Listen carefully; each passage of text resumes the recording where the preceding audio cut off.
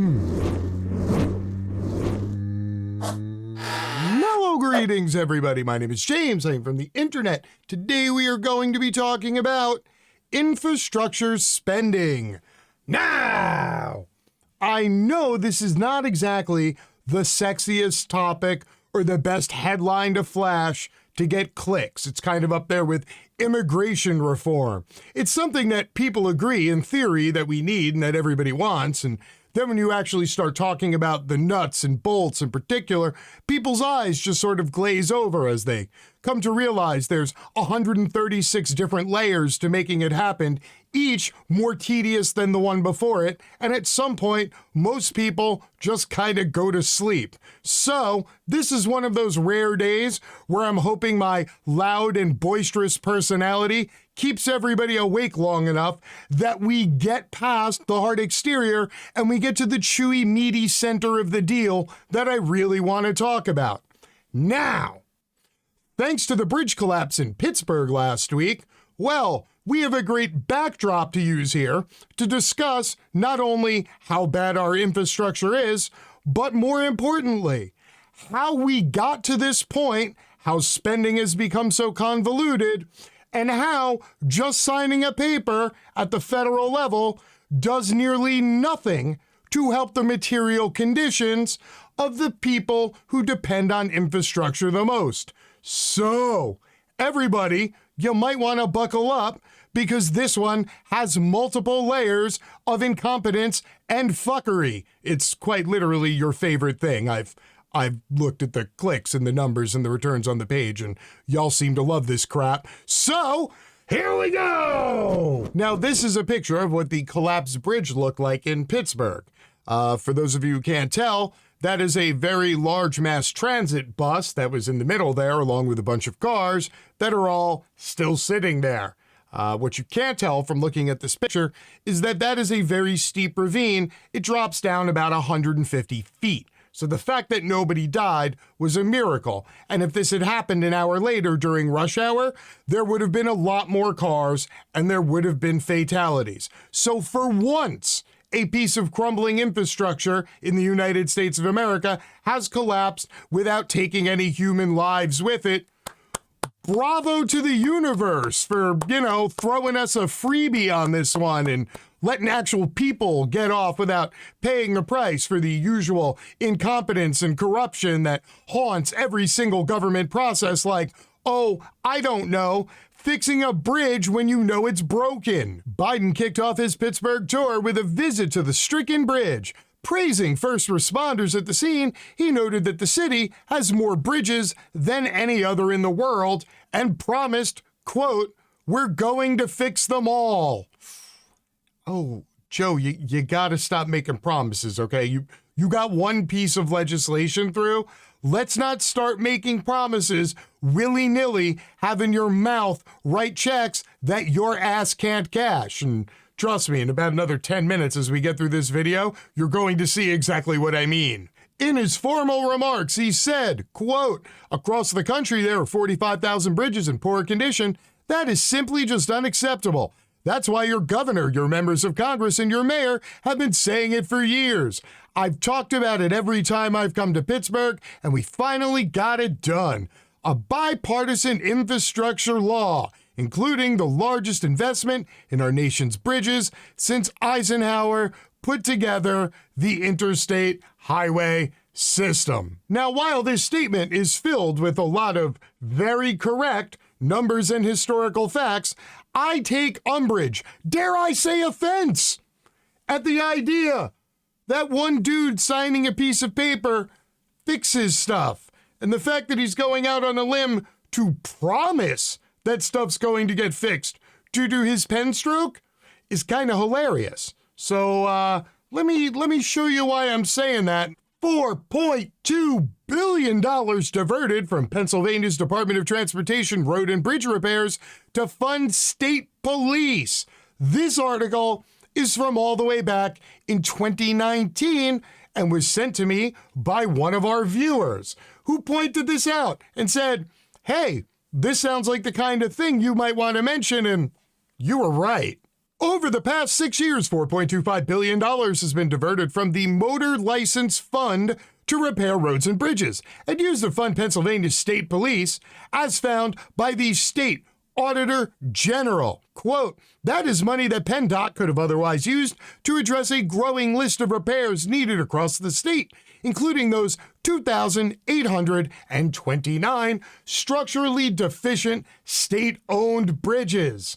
Wow, look at that. This is literally 3 years old.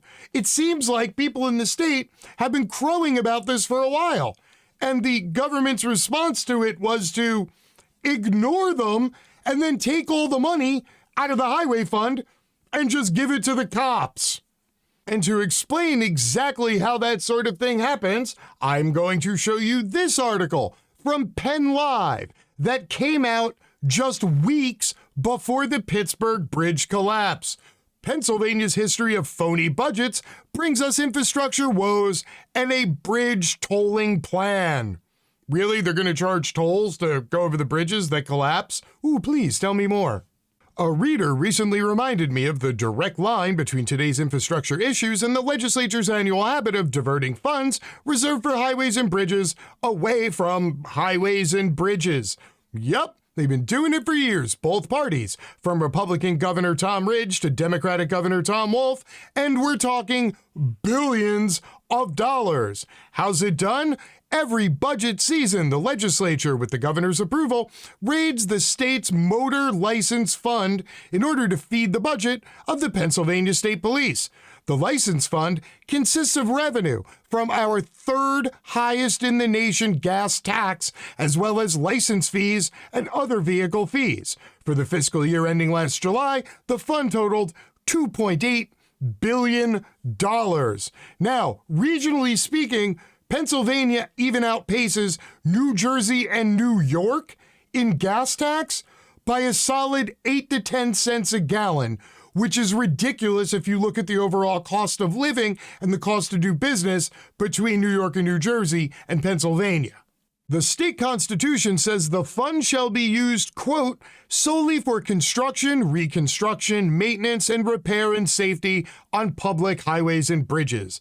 Yet hundreds of millions of dollars per year get transferred to the state police.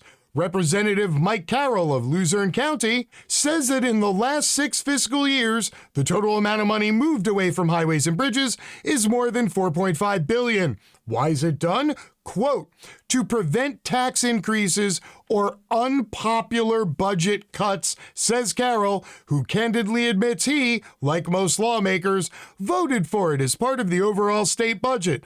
But, he says, I call it insincere budgeting. Yeah, he says that while he signs approval for it to happen. So literally, we're talking about an entire government body doing something illegal against what is listed in their state constitution, and they just keep doing it year after year after year. And keep in mind that $4.5 billion number, that's only up until 2017. I have been led to believe that police budgets have been skyrocketing for quite a number of years. So whenever they do the next audit, I am going to assume that that number is going to be a lot fucking bigger. The $4.5 billion the legislature so far stole from the Motor License Fund is likely enough to repair or replace all 9 bridges now being considered for tolls. It's a little more than the state's share of new funds for roads and bridges from the $1 trillion national infrastructure package signed into law last month. You know, the one that Biden went to Pennsylvania to tout, and then a bridge collapsed literally while he was on his way there to say, we're going to fix all your bridges. So lawmakers should either stop the steal or further cap the amount of the steal rather than ask taxpayers to continue to support a practice of theft. When I asked Carroll about pulling the plug or lowering the number on the annual raid of the fund, he says, quote, I'll do my usual lobbying for it, but the chances of that happening are 0%. Now, you remember a few minutes back when I told you this was going to be both predictable and horrifying, and I'm sure some of you thought I was over-exaggerating at the horrifying part, but lo and behold, here we are, and I would like to think that once again, I was dead balls on point. Before we continue, I'm also going to point out that this sort of thing has been happening across the country from sea to shining sea for decades. Politicians at the state level only have so much wiggle room.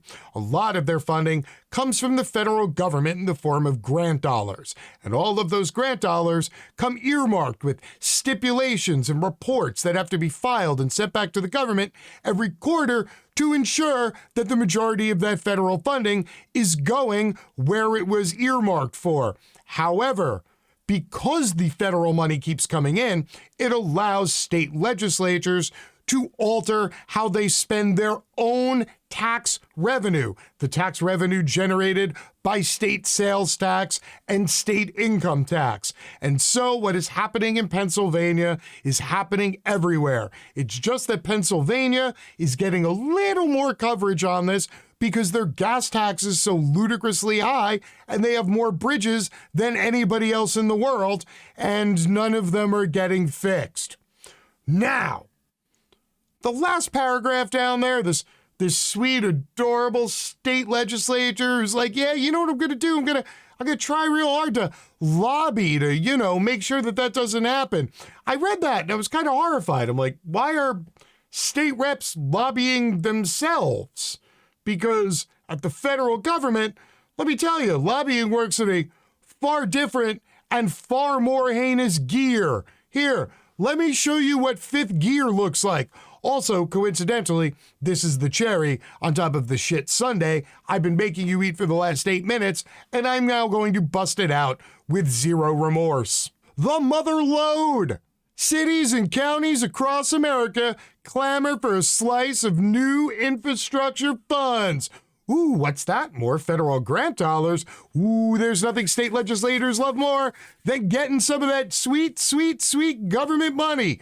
Especially those states who like to say that they hate how much the federal government bullies them and puts restrictions on them as they eagerly take their welfare handouts. Yeah, I'm looking at you, the majority of states that are tax negative and talk shit. Across the country, from Tampa Bay to rural California, municipalities are gearing up to vie for billions of dollars that will be handed out by the Department of Transportation, the Environmental Protection Agency, and other parts of the federal government. The money dwarfs past federal spending on infrastructure and represents a unique opportunity for cities, counties, and states to scramble for influence in the nation's capital, where years of clamoring for infrastructure spending have finally yielded a windfall.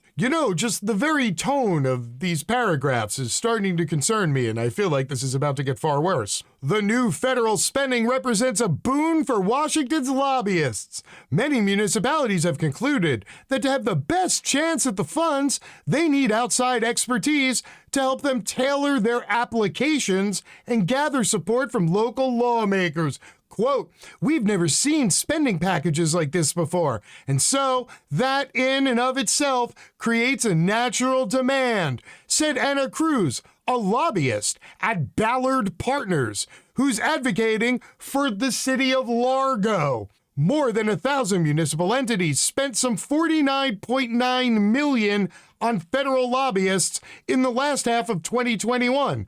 The months when the infrastructure bill was near passage, and directly afterwards, according to data tracked by Open Secrets. What? Wait. I know a lot about this stuff and how federal grant dollars work and grant applications and the whole 9 yards.